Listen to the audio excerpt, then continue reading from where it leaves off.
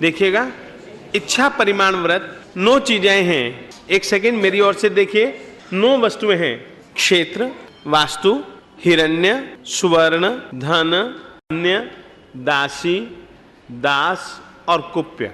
ये 9 वस्तुएं हैं। क्षेत्र, वास्तु, हिरण्य, सुवर्ण, धन, धान्य, दासी, दास और कुप्य।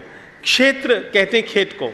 खेत क्या होती है? जमीन ही तो होती है, जमीन होती है। जमीन 3 प्रकार की होती है। जमीन 3 प्रकार की होती है। एक को हम कहते हैं सेतु, एक को हम कहते हैं केतु, एक का नाम है सेतु केतु। सेतु हम उसको कहते हैं, जमीन पे तुम कभी भी देखो खेत इत्यादि को, पहले क्या होता था? अरघट होता था, कुआं होता था, बावड़ियां होती थी, उसमें से पानी निकालते थे और खेत को सींचते थे। राजस्थान में एक ऐसा भी स्थान है जहां पर कि केवल बरसात के आधार पर ही, पानी बहुत गहरे है, बरसात होती है तो खेती है, नहीं तो खेती भी नहीं है। तो सेतु उसको कहते हैं जहां पर कृत्रिम साधन, बनावटी साधन, कुआं, बावड़ी, अरघट इत्यादि से जिस जमीन को सींच सको उसका नाम है सेतु। और जिसको बरसात आए तो ही तुम सींच सको, खेती बाड़ी कर सको, उसका नाम है केतु। सेतु केतु। कुएं इत्यादि से भी सींचा जाए आवश्यकता पड़े तो, और यदि नहीं तो बरसात से भी, पानी से भी सींचा जाए, ऐसी भी जमीन होती है, तो वो सेतु केतु कहलाती है। क्षेत्र के अर्थ में तुम लोगों को ये तीनों प्रकार की जमीन लेनी है। खाली जमीन, ये बगीचे, ये वाड़ियां, ये सब कुछ, ये जो है ना, ये खेत, ये वाड़ी, ये सब कुछ सेतु केतु के अंतर्गत आ जाता है। इसका प्रमाण कि आप कितनी जमीन रखेंगे, कितनी जमीन रखेंगे, यह एक प्रकार से जमीन से संबंधित एक प्रमाण है। वास्तु, वास्तु किसको कहते हैं? वास्तु कहते हैं घर को। घर, मकान, बंगला, फैक्ट्री, ऑफिस, हाँ, ये सब वास्तु कहलाते हैं। ये भी 3 प्रकार के होते हैं, खात उत्सृत और खातोत्सृत। पहले मैं समझा देता हूं, फिर ये मैं पढ़ करके तुमको सुना दूंगा। वास्तु 3 प्रकार के होते हैं, खात उत्सृत और खातोत्सृत। खात किसको कहते हैं? केवल नीचे की जमीन, भूमिघर। भूमिघर का नाम खात है। उत्सृत भूमिघर नहीं है, उत्सृत जमीन के ऊपर बनाया गया मकान, वो उत्सृत कहलाता है वास्तु। और खातोत्सृत, खातोत्सृत का मतलब इतना ही होता है कि नीचे भी है और उसके ऊपर भी है। ऐसे मकान इत्यादि को हम लोग क्या कहते हैं? खातोत्सृत। क्षेत्र समझ गए? वास्तु। हिरण्य, हिरण्य का मतलब है चांदी, चांदी, सिल इत्यादि। हम गहनों के रूप में भी इसको रख सकते हैं घड़ करके, और बिना घड़े भी हम लोग रखते हैं, तो उसकी मर्यादा मानना, वो हिरण्य हो गया। सुवर्ण, सुवर्ण यानी कि सोना। सुवर्ण का मतलब केवल सोना नहीं है, कहने में सुवर्ण है मगर सामान्यतया उसकी व्याख्या इतनी ही है, कश छेद। कभी कसौटी इत्यादि पर किसी चीजों को कस करके उसकी यथार्थता जानी जाए, या फिर कोई कील इत्यादि गाड़ करके अंदर क्या है बाहर क्या है छेदन करके उस चीज को अच्छे ढंग से जांचा जाए, या थोड़े से हिस्से को काट करके जांचा जाए अंदर बाहर से, उसका नाम है छेद। सुवर्ण का मतलब, हिरण्य का मतलब रजत, घड़ी हुई और बिना घड़े हुए। फिर है सुवर्ण, ऐसे ही सोना यानी कि हीरा, पन्ना, माणिक, मोती इत्यादि, सोना, ये जितनी भी चीजें हैं वो सुवर्ण के अंतर्गत आते हैं। उसके प्रमाण का अतिक्रमण कभी भी नहीं करना चाहिए। क्षेत्र, वास्तु, हिरण्य, सुवर्ण। धन, धन 4 प्रकार का होता है। धन कितने प्रकार का होता है? 4 प्रकार का होता है। गणिम, धरिम, मेय और पारिच्छेद्य। गणिम यानी कि गिन करके जो तुम लो, अब जैसे कि रुपए हैं गिन करके लिए दिए जाते हैं, गिनना पड़ता ना, 1 2 3 4 5 6 7 8, ये सब गिन करके जिस चीजों को लो, अब चाहे श्रीफल लो, चाहे सुपारियां लो, ये सब क्या है? ये सब गिन करके ही काम चलता है। गणिम, धरिम, तोल जोक करके जिन्हें लिया जाए, जैसे गुड़ है, शक्कर है, अनाज है, ये सब क्या है? तोल करके किलो, कितने किलो है, कितने मन है, कितने टन है इत्यादि, ये जिनको आप लो वो धन कहलाता है, और वो धरिम नाम का धन कहलाता है। मेय, जिनको माप करके तुम लो, जैसे घी कितना है, तेल कितना है, कपड़ा कितने मीटर है इत्यादि, जिनको माप, हाँ, मीटर लीटर दोनों चीजें, बिल्कुल सही बात है। पारिच्छेद्य, कश और छेद करके जिन्हें लिया जाए, जैसे सोना चांदी रत्न आदि, वो पारिच्छेद्य धन कहलाते हैं। धान्य, धान्य यानी कि गेहूं, ये 24 प्रकार के धान्य गिने गए हैं, जैसे कि चावल, मूंग, गेहूं, चने, मोठ इत्यादि।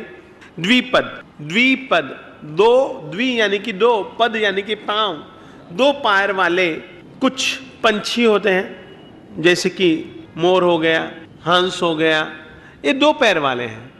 जैसे कि दासी दास हो गए, नौकर नौकरानियां आदमी है तो आखिर में उसके दो ही पांव ना, तो ये सब द्विपद में गिने जाते हैं।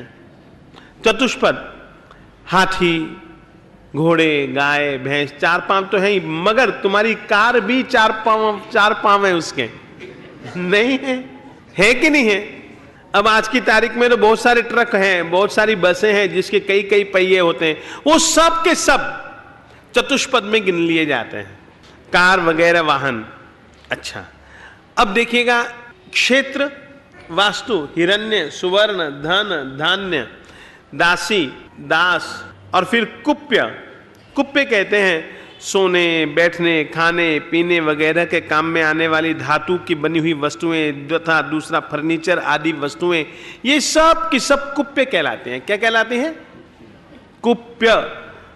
सोने, चांदी इत्यादि के बर्तन भी होते हैं, कांसे के, स्टील के भी बर्तन होते हैं, मिट्टी के भी बर्तन होते हैं, कांच के भी बर्तन होते हैं इत्यादि। वो जो घर इत्यादि बसाने के लिए जितनी भी उपयोगी पदार्थ है ना, वो सब क्या कहलाते हैं? कुप्य। तो इस ढंग से इन 9 चीजों के संदर्भ में, इन 9 चीजों के संदर्भ में यदि आप प्रमाण बनाते हैं कि इससे ज्यादा नहीं, बस इतना ही, इससे ज्यादा की इच्छा मैं नहीं करूंगा, मैं नहीं करूंगी, तो वह 5वें अनुव्रत के संबंध में आ जाता है। परिग्रह के 30 नाम है। परिग्रह के कितने नाम है? 30 नाम है। प्रश्न व्याकरण सूत्र में 30 नाम है। उनमें से कुछ एक नाम इस प्रकार है: परिग्रह, संचय, लोभात्म, कलिकरंड। कलिकरंड का मतलब समझते हो? झगड़े का खजाना, झगड़े का पिटारा। प्रविस्तार, प्रविस्तार, जितनी भी चीजें हम उनका फैलावा फैलावा फैलावा करते रहते हैं, प्रविस्तार। तृष्णा, अनर्थक, निरर्थक है।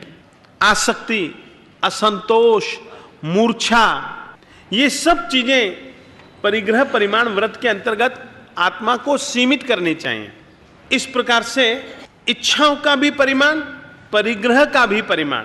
अब क्या होता है, ये एक समझ करके चलो, मूल चीज तो इच्छा का परिमाण है। इच्छा का परिमाण हो जाएगा तो परिग्रह का परिमाण होता है। मालिक ने बीज को पकड़ा है। एक बात और कहना चाहता हूं, आवश्यकताओं का परिमाण नहीं है इस व्रत का नियम, इस व्रत का नाम आवश्यकताओं का परिमाण नहीं है। आवश्यकताएं तो जिंदगी की जो है। इच्छाएं अनावश्यकता से संबंध रखती हैं। इच्छाओं का कभी भी अंत नहीं है। मालिक ने सीधी सी बात कही, इच्छा हूं आकाश समा अनंतिया। इच्छा हूं आकाश समा अनंतिया। आकाश के समान अनंत अगर कोई चीज है ना, तो वो इच्छा है। शमशान कभी मुर्दों से नहीं भरता, सागर कभी नदियों से तृप्त नहीं होता, आग कभी लकड़ियों से तृप्त नहीं होती, और लोभ मन कभी पदार्थों से संतुष्ट नहीं होता। मेरे गुरु जी महाराज विजय समुद्र सुरेश्वर जी महाराज साहब जी कहा करते थे, द्रौपदी की साड़ी है परिग्रह। एक साड़ी खींची दुशासन ने, दूसरी साथ में, दूसरी के साथ फिर तीसरी, चौथी, पांचवी, छठी, जितनी मर्जी साड़ियां हैं। साड़ियों का कहीं अंत था द्रौपदी के पास? इच्छाओं का तुमने कभी अंत ढूंढा है?